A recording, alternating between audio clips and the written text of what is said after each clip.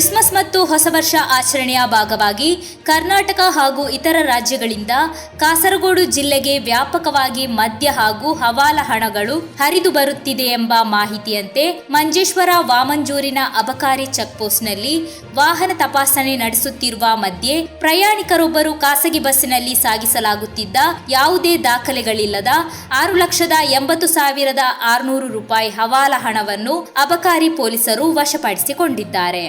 ಈ ಸಂಬಂಧ ಮಣಿಪ್ರಶಾಂತ್ ಎಂಬ ವ್ಯಕ್ತಿಯನ್ನು ವಶಕ್ಕೆ ತೆಗೆಯಲಾಗಿದೆ. ಈ ಕಾರ್ಯಾಚರಣೆಯಲ್ಲಿ excise inspector Suneesh K V, preventive officer Mohammed Kabeer B S, civil excise ಆಫೀಸರ್ಗಳಾದ ಲಿಜು ಜಿಎಸ್ ಮತ್ತು ಅರುಣ್ ಆರ್ಕೆ ಅವರು ಭಾಗವಹಿಸಿದ್ದರು. ಆರೋಪಿಯೊಂದಿಗೆ ವಶಪಡಿಸಿಕೊಳ್ಳಲಾದ ಹಣ ಮತ್ತು ಪ್ರಕರಣದ ದಾಖಲೆಗಳನ್ನು ಮಂಜೇಶ್ವರ ಪೊಲೀಸ್ ಠಾಣೆಗೆ ಹಸ್ತಾಂತರಿಸಲಾಗಿದೆ.